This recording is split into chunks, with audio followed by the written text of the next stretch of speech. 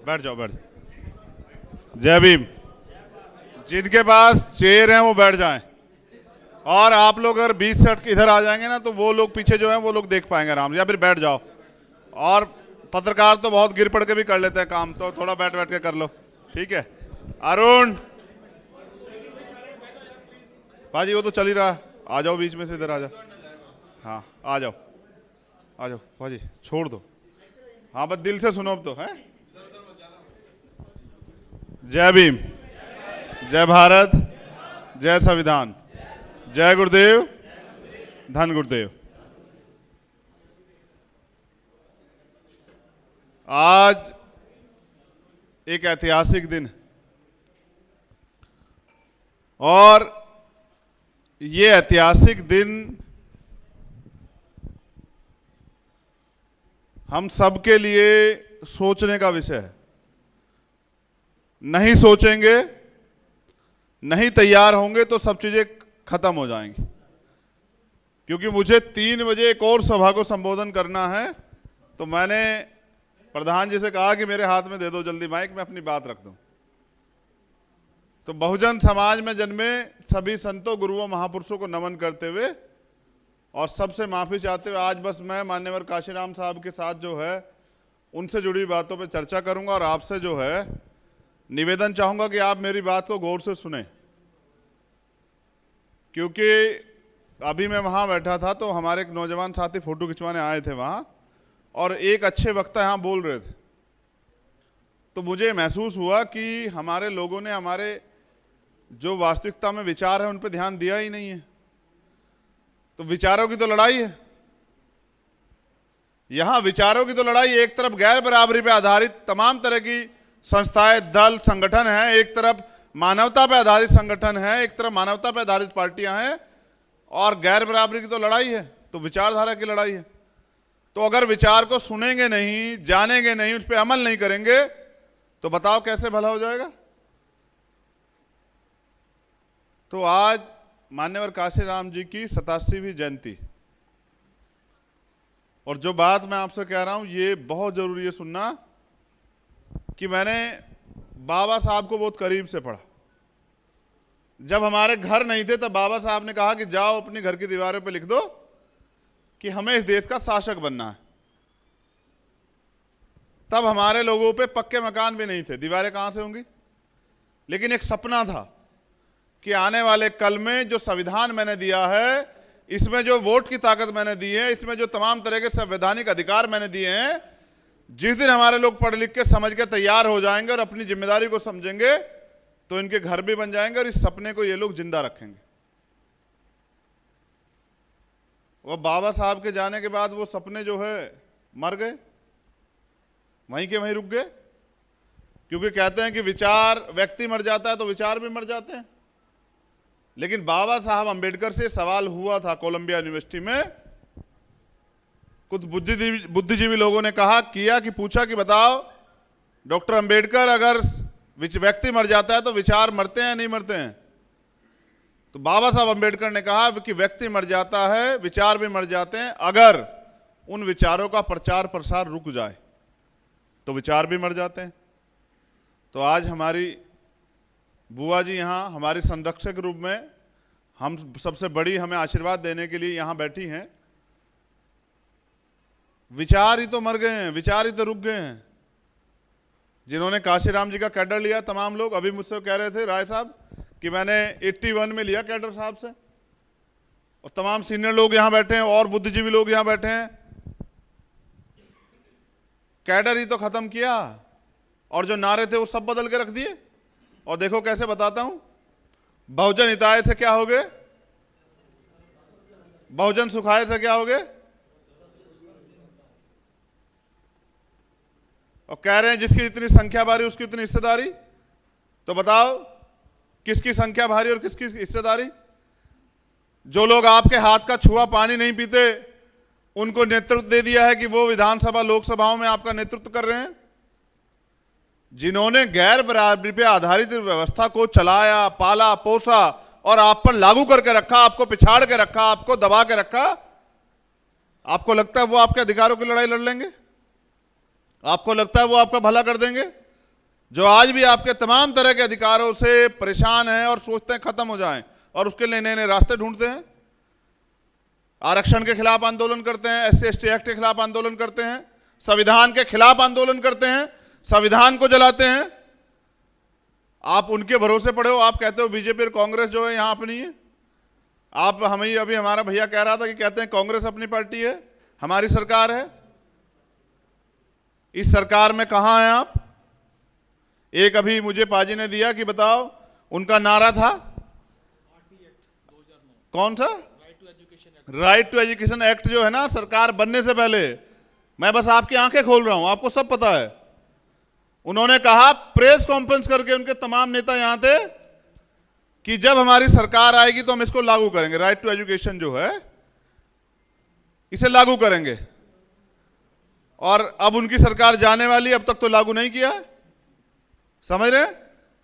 तो अगर आपको अपने अधिकार चाहिए तो आपको उसके लिए लड़ना होगा, और बिना संघर्ष के सत्ता कभी नहीं मिलती है। ये मान्यवर काशीराम साहब कहा करते थे। तो मैंने जिस दिन महसूस किया कि नहीं, यहां तो सब उल्टा हो गया है, काशीराम जी की विरासत तो है, सिद्धांत तो छोड़ दिए हैं, यहां तो सारे नारे पलट दिए हैं। कहा था वोट हमारा राज तुम्हारा, नहीं चलेगा, नहीं चलेगा।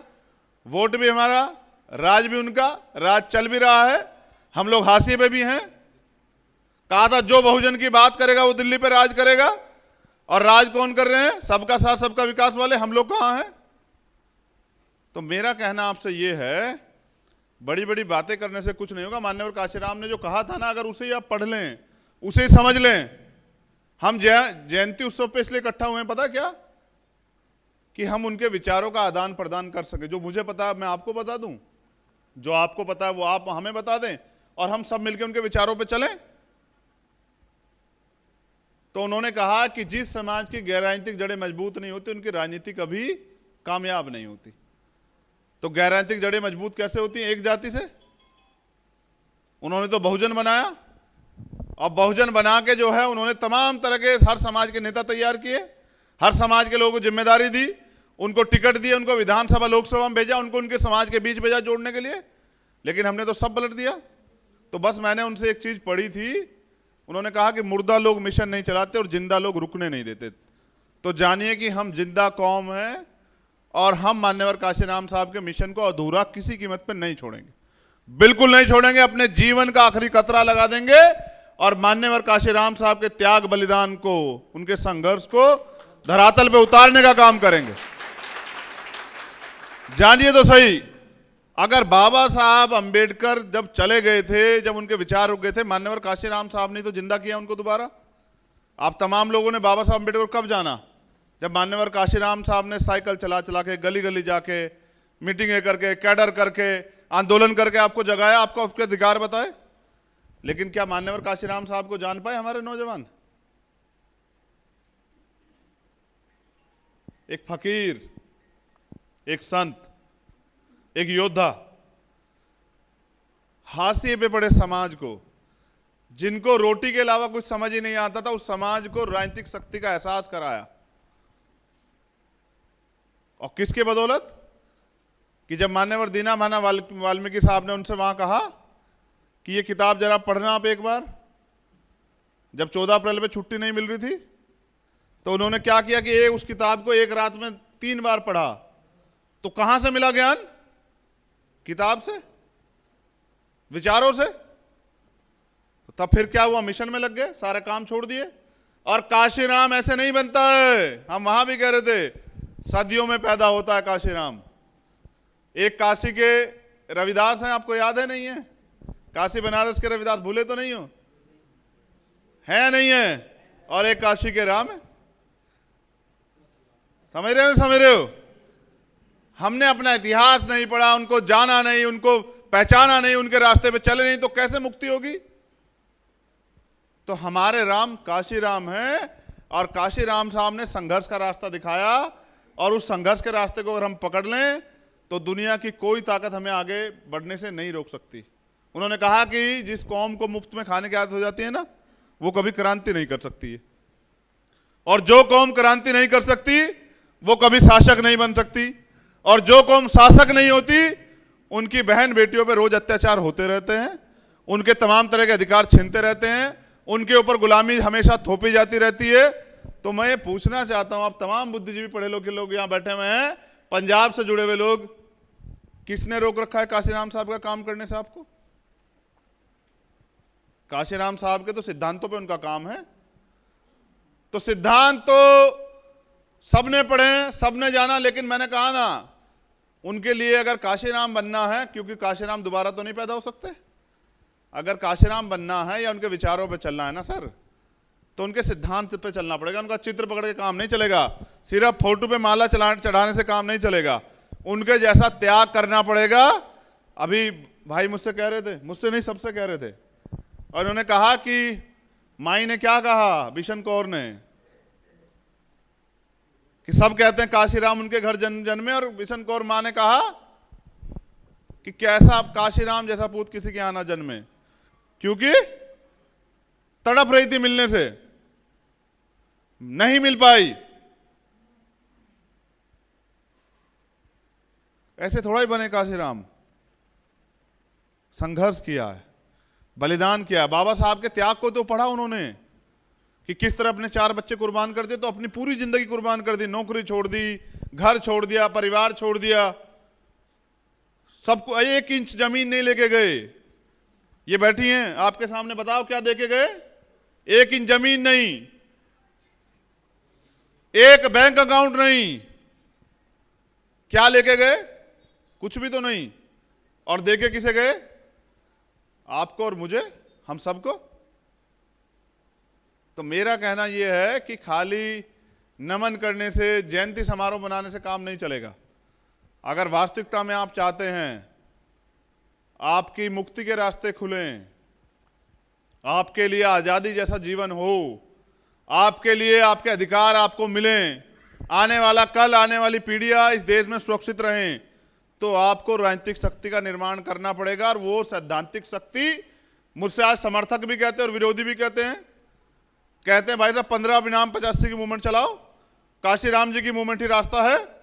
तो मैं पूछना चाहता हूं, जो मूवमेंट 12 साल में राष्ट्रीय पार्टी बन गई थी, उसको क्यों बदला? वो बहुजन से सर्वजन क्यों की? जब वो बहुजन पे समझिए कि जब एक रास्ते पे चल के आपकी मुक्ति का रास्ता खुल रहा है, आपको सत्ता मिल रही है, आप क्यों बदल रहे हैं? तो मुझे किसी से कोई मेरी लड़ाई नहीं है, मगर मैं कहता हूं कि अगर काशीराम साहब का सपना पूरा करना है, तो हम सबको मिलकर अपने जीवन का जो है अमूल्य समय वो उनकी मिशन मूवमेंट में लगाना पड़ेगा। उनके सपनों पे सबसे पहले तो उनको पढ़ना और जानना पड़ेगा। समझ रहे? अगर नहीं पढ़ेंगे, नहीं जानेंगे, तो भाषणों से पेट नहीं भरता। पेट भरने के लिए राशन की जरूरत होती है, और सरकार बनाने के लिए राजनीतिक शक्ति की जरूरत होती है। तो उन्होंने फॉर्मूला दिया है, N into D into S is equal to change. और ये हिंदी में मैं समझा देता हूं, ये 3 अंग्रेजी के वर्ड है। N मतलब नीड, D मतलब डिजायर, S मतलब स्ट्रेंथ, और इज इक्वल टू, यानी कि अगर ये तीनों आपका तैयार हो गया तो फिर आप परिवर्तन कर सकते हैं। और क्यों नहीं चाहते पंजाब के लोग कि परिवर्तन हो?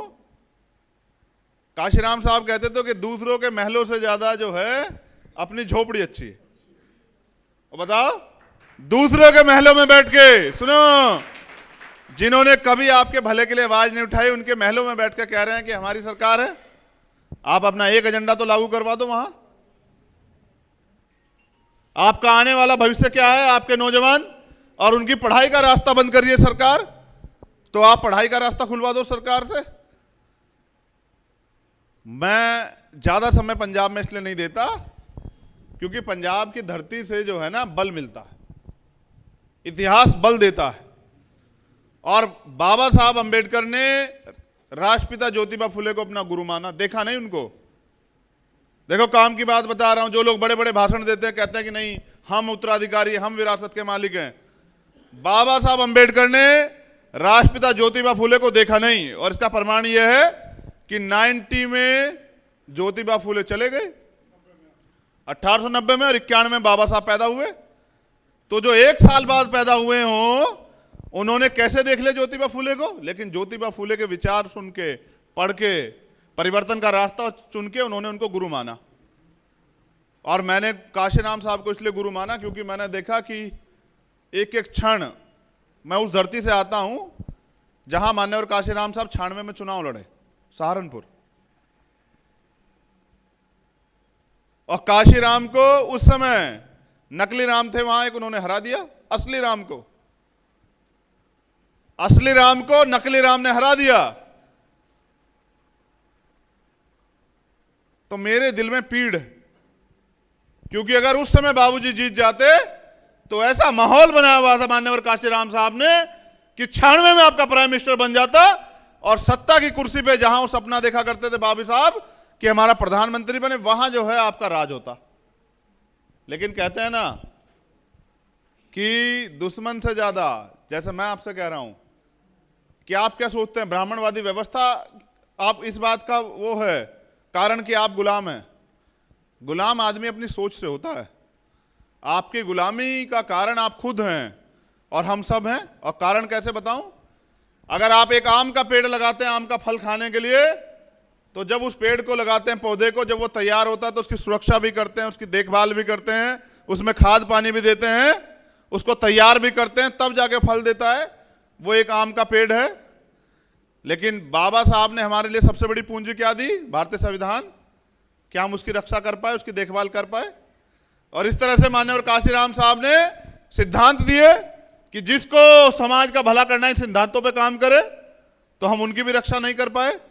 तो फल तो समाज चाहता है, लेकिन ना देखभाल करना चाहता, ना सुरक्षा करना चाहता, ना लड़ाई लड़ना चाहता, ना संघर्ष करना चाहता, ना आंदोलन करना चाहता, तो कैसे मिलेगा फल? अगर आप ये सोच बैठे हैं घर आके फल मिल जाएगा, तो गुलामी का फल आप जरूर खा सकते हैं, आजादी का जीवन आप नहीं जी सकते। और बाबा साहब अंबेडकर ये कहते हैं कि गुलामी के 1000 साल और आजादी का 1 घंटा, वो 1 घंटा गुलामी के हजारों साल से बेहतर है। तो मैं यहां इसलिए हूं क्योंकि इतिहास बल देता है, इस धरती से मुझे बल मिलता है, मेरी बुआ के पैर छू के मुझे जो है ताकत मिलती है। और मैं इस संकल्प के साथ यहां कि अगले बार जयंती पे नहीं आऊंगा, 2022 में एक अच्छा रिजल्ट देके और मान्यवर काशीराम साहब का जो अधूरा कर्ज हमारे ऊपर है उसको हल्का सा चुका के तब आऊंगा इस दर पे। और ये विश्वास दिलाने के लिए यहां आया हूं कि बुआ जी से वादा किया था मैंने, जब भी मैं आता हूं मुझसे पैसे नहीं कहती, कभी नहीं कहती, ना कोई और मदद मांगती है, कहती है बाबूजी का सपना पूरा कर देना। तो बताओ इस परिवार ने क्या लिया आपसे? आपने क्या दिया इस परिवार को? कम से कम उनके आंसू तो पूछ लो, कम से कम उनकी जो दिल में दर्द है वो तो पूरा कर दो। और ऐसे बाबा साहब चले गए, ऐसे काशीराम साहब चले गए, ऐसे जो कोई और होगा वो भी चला जाएगा, लेकिन हमारे लोग सो रहे हैं। तो सोए हुए को तो जगाया जा सकता है साहब, लेकिन अगर हमारे समाज की तरह कोई दर्द मार के पड़ जाए ना, आंख बंद करके झूठ लेट जाए और वादा कर ले खुद से कि नहीं उठूंगा, उसको नहीं जगाया जा सकता। समझ रहे? जिनका राजनीतिक प्रतिनिधित्व तो नहीं होता वो समाज मरा हुआ समाज होता है, और मरे हुए समाज को, मरे हुए व्यक्ति को दफनाया जाता है, जलाया जाता है। मरा हुआ व्यक्ति कभी क्रांति नहीं करता है। और अगर आप क्रांति करना चाहते हैं तो आज तो आप आर्थिक रूप से मजबूत हैं, आपके अंदर बोलने का जज्बा भी है। पंजाब के तो वक्ता इतने अच्छे अच्छे हैं कि जब भाषण देते हैं तो सामने वाले लोग ताली बजा देते हैं, यानी कि आप में प्रभावित करने की क्षमता भी है। आप अपनी लड़ाई भी लड़ सकते हैं, तो फिर पीछे क्यों हैं भाई? समाज भी वही काम चाहता हो जाए और आप भी वही काम चाहते हो जाए, तो फिर क्यों नहीं हो रहा है? तो हो इसलिए नहीं रहा है क्योंकि मान्यवर काशीराम साहब कहते थे बुआ जी कि अगर तमन्ना अगर सच्ची हो तो रास्ते 1000 होते हैं, और तमन्ना अगर झूठी हो तो बहाने 1000 होते हैं। हमारे लोगों की तमन्ना जो है वो सच्ची नहीं हो रही है बस। और मैं इस दर पे आपसे कहना चाहता हूं, भीम आर्मी के हमारे तमाम नेता बैठे हुए हैं और आजाद समाज पार्टी के भी, अगर तमन्ना सच्ची करनी है ना, अगर महापुरुषों का सपना पूरा करना है, उनके त्याग बलिदान को एक दौर पे लेके जाना है, एक नया इतिहास लिखना है, तो फिर समर्पण की भावना से काम करना पड़ेगा। और वो समर्पण जो है ना, वो जोड़ने से आएगा, तोड़ने से नहीं आएगा। ये सामाजिक लड़ाई है, समाज की लड़ाई है। इसमें व्यक्तिगत कोई सम्मान अपमान नहीं हो सकता है, क्योंकि मान्यवर काशीराम साहब ये कहते थे, अगर आप समाज के बीच में जा रहे हो और वो आप ये सोचते हो कि इतने समझदार हैं कि एक बार में आपकी बात को समझ जाएंगे, तो ये आपकी बेवकूफ़ी है। क्योंकि उनको तो बाबा साहब अम्बेडकर भी नहीं समझा पाए। तो वो आप जब उनके बीच में जाएंगे तो आपका विरोध भी करेंगे, आपको अपमानित भी करेंगे, आपको गाली भी दे सकते हैं, आपके साथ लड़ भी सकते हैं। आपका काम उनसे लड़ना नहीं, उनको सिर्फ समझा के तैयार करना है। और जिस पेड़ से आप फल चाहते हैं उसे तैयार होने में समय लगता है। पूरी दुनिया में मान्यवर काशीराम साहब को मानने वाले लोग हैं, फिर मान्यवर काशीराम साहब का सपना पूरा क्यों नहीं हो रहा है? क्योंकि ना तो काशीराम साहब को जान रहे हैं, ना उनके रास्ते पे चल रहे हैं। बस वही कह रहे हैं कि काशीराम तेरा सपना पूरा अधूरा, हम सब मिलके करेंगे पूरा। और जिसका पेट भर जाता है वो कहता मेरा तो हो गया पूरा, और बाकी का करेगा कोई और पूरा। तो इस वजह से हमारी मूवमेंट पीछे है। ये मूवमेंट एमपी एमएलए बनने की नहीं है, ये आंदोलन था सामाजिक परिवर्तन और आर्थिक मुक्ति का आंदोलन, जिसमें मान्यवर काशीराम साहब कहते थे कि हमें सत्ता के साथ व्यवस्था भी परिवर्तन करनी है। गैर बराबरी पे आधारित वो व्यवस्था जिसने हमें आज भी गुलाम बना के रखा है, जिसकी वजह से शोषण होता है, वो सब हमें खत्म करनी है। तो मैं आपसे कहना चाहता हूं कि भाई, मेहनती तो आप बहुत हैं और काम भी बहुत करते हैं और आर्थिक रूप से इतने संपन्न भी अपनी लड़ाई को लड़ सकते हैं, तो क्यों ना मिलकर इस कारवा को आगे बढ़ा लें? क्यों ना मान्यवर काशीराम साहब का सपना पूरा कर दें?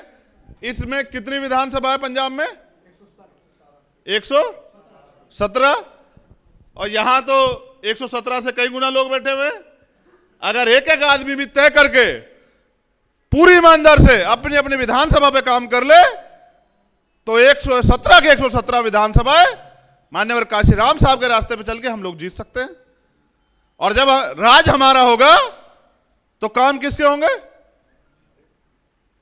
जब राज हमारा होगा तो नीतियां किसके लिए लागू होंगी? जब राज हमारा होगा तो क्या किसी बहन बेटी पे अत्याचार हो पाएगा? क्या कोई अधिकार छीन पाएगा? कोई आपकी जमीन दबा पाएगा? क्या आपको कोई सता पाएगा? क्या आपके महापुरुषों का अपमान होगा? तो मुझे बस इतना आपसे कहना था, और बाकी मैं कुछ लोग इंट्रोडक्शन करवा देता हूं। आइए, आप एमएल तोमर हैं, हमारे प्रभारी हैं पंजाब के, और ये आपको लगातार मिलते रहेंगे। मैं चाहूंगा कि आप इनको समय दें, मीटिंगें करवाएं कि अपनी बात को आप लोगों के बीच सहयोग से जनता के बीच में लेके जाएं। पहली बात, ये हमारे पंजाब के प्रधान हैं आजाद समाज पार्टी के, राजीव कुमार लवली जी, ये भी आपके बीच में रहेंगे। मैं उम्मीद करूंगा कि आप इनको भी मदद करेंगे। ये एडवोकेट इंद्रजीत जी हैं, मैं अनुरोध करूंगा कि आप इनकी मदद करें। ये सब लोग अपने घर का काम छोड़ के अपने महापुरुषों के आंदोलन को आगे बढ़ाने के लिए निकले हैं। ये सतविंदर गुरु जी हैं, मैं इनका भी आपसे परिचय कराना चाहता हूं। यहां मंजीत सिंह नोटियाल है, हमारे भीम आर्मी के राष्ट्रीय उपाध्यक्ष हैं, और ये भी आपके बीच आते रहेंगे। इनके बाद कमल कुमार बराड़ा जी हैं, हमारे हरियाणा के भीम आर्मी के प्रदेश अध्यक्ष हैं। बुआ जी को तो आप जानते ही हैं। हमारे पंजाब के प्रधान बलबीर गर्चा जी हैं भीम आर्मी के, मैं उनसे भी अनुरोध करता हूं कि वो भी आपको दर्शन दे दें। हमारे यशवंत राय जी हैं, जो बहुजन समाज पार्टी के उत्तराखंड के प्रभारी थे और आज अपने घर में जो है घर वापसी करके आजाद समाज पार्टी कुनबे में शामिल हुए हैं, मैं उनका भी धन्यवाद करता हूं। और भी ये कुलविंदर माही जी हैं हमारे साथी, और ये बिट्टू रविदासिया जी हैं, पीछे कृष्ण माही हैं, और एक और हमारा साथी नौजवान यहीं बैठा था, वो कहाँ गया? हीरा, अच्छा हीरा को हॉस्पिटल चला गया है। ये अरुण भट्टी है, नौजवान नेता हमारा। देखो, दो बड़ी ताकतें हैं यहाँ शेड्यूल कास्ट की, रविदास भाईचारा और वाल्मीकि भाईचारा। और मैंने इस नौजवान में वो आग देखी है ना, मैंने इसको सुना है। मैंने इससे ये तो नहीं पूछा कि तेरा बिजनेस कितना है, मैंने नहीं पूछा इससे, बस मैंने इसके आगे आग, इसके अंदर आग देखी परिवर्तन की, और इसने कहा आज मैं कुछ करना चाहता हूं। तो हमने कहा तुम कुछ करना चाहते हो तो फिर तो आ जाओ, तो मिलके जो है कुछ करते हैं। इस पहले तो इस भाईचारे को मजबूत करते हैं, क्योंकि टुकड़ों में बटा हुआ खंडित समाज जो है कभी शासक नहीं बन सकता। तो पहले अपना भाईचारा मजबूत करना पड़ेगा। और ये नौजवान नेता है, एक बार इसकी शक्ल आप देख लें, और आने वाले कल में ये आपको अपनी मेहनत से पहचान बनाएगा। जैसे मान्यवर काशीराम साहब ने अपनी मेहनत से पहचान बनाई। उनके पिताजी तो नहीं मुझे लग रहा है मुख्यमंत्री थे, या उनके दादा मुख्यमंत्री रहे हो, प्रधानमंत्री। तो बस मेरे अंदर एक ही खामी है कि मेरे पीछे कोई टैग नहीं है कि मेरे दादा मुख्यमंत्री थे, मेरे पिताजी मुख्यमंत्री थे। मैं तो एक गरीब हेडमास्टर का बेटा हूं, बिकाऊ नहीं हूं, समझ रहे, टिकाऊ। और वो नोट नहीं बना, ये मेरे रहबर का घर है। मैं यहां इसलिए आता हूं अपनी संतुष्टि के लिए कि उनके चरणों पे हाथ रख के कह सकूं कि मैं आपके अधूरे सपने को पूरा करने के लिए अपने जीवन का आखिरी कतरा कतरा लिखा दूंगा और कभी बिकाऊ नहीं बनूंगा पूरी जिंदगी। और वो नोट नहीं बनेगा जो मुझे खरीद ले। तो बस उनसे और इस परिवार से आशीर्वाद लेने आता हूं, क्योंकि काम तो हमें जाके फिर जमीन पे करना है।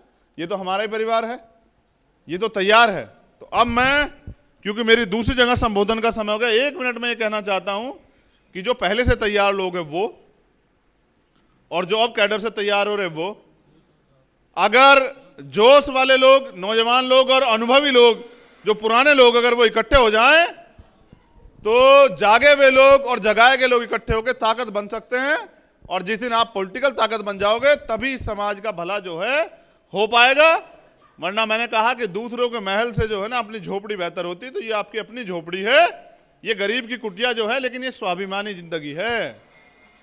समझ रहे हो, मैंने पहले भी कहा था ना कि जो लोग आपके हाथ का छुआ पानी नहीं पीते वो आपकी लड़ाई नहीं लड़ेंगे। ये लड़ाई तो आपको अपने बलबूते लड़नी पड़ेगी। और जिस दिन आप बाबा साहब के दिखाए रास्ते पर चल के राजनीतिक सत्ता प्राप्त करोगे तो वो लोग जो आपको अछूत कहते हैं, आपका छुआ पानी नहीं पीते, तो वो आपके पैरों में पड़ के जो है वो आपसे कहा करेंगे कि मालिक हमारे लिए कुछ व्यवस्था करा दो। तो मालिक बनने के लिए फिर संघर्ष करना पड़ता। तो मेरी बहुत बहुत मंगल कामनाएं मान्यवर काशीराम साहब के 87वें जन्म दिवस पे, आजाद समाज पार्टी के प्रथम स्थापना दिवस पे, और बुआ जी का आशीर्वाद हम सब लोगों पे बना रहे, हमारे संतों गुरुओं महापुरुषों का आशीर्वाद बना रहे। फिर आपसे मुलाकात होगी। तत्काल में मेरा दूसरा जो है संबोधन है, मैं तोमर जी से निवेदन करूंगा कि वो संभालें, और मैं शायद उधर ही बैठ के जो है वो संबोधन कर दूं। वहां भी लाखों लोग इंतजार कर रहे हैं, ठीक है। तब इतना फिर मैं मिलकर एक बार निकल जाऊंगा परिवार से। तो बहुत बहुत मेहरबानी यहाँ आने के लिए। और हमारी छोटी बहन भी, तुम्हारा नाम क्या है? अच्छा, ज्योति राणा चंडीगढ़ से है। देखो उसके अंदर है समाज का मिशन का काम करने की। ये हमारी चंडीगढ़ की नेता है हमारी, उसके अंदर तो है काम करने का हौसला। वो तो वहां से चल के यहां ही है। तो एक चीज तो तैयार हुई है कि बहुजन समाज में दोबारा से वो हौसला बना है कि हम शासक समाज बन सकते हैं। और ये हौसला ही जो है आगे बढ़ने की हिम्मत देगा। और आप सबके लिए मंगल कामनाएं, हमारे गुरुओं महापुरुषों के आशीर्वाद आप पे बना रहे। जय भीम, जय भारत, जय संविधान, जय गुरुदेव, धन गुरुदेव। और मान्यवर साहब काशीराम तेरी सोच पे तो ठोक के पैरा देने के लिए ना पहले ठोक के खड़ा होना पड़ता है, ठीक है। तो यहां मत खड़े होइए, मैदान में खड़े होइए। वो मैदान जहां दुश्मन बहुत ताकतवर आपके सामने खड़ा, वहां खड़े होइए और साबित कीजिए कि आप जिंदा कौम है। बहुत बहुत धन्यवाद, आभार।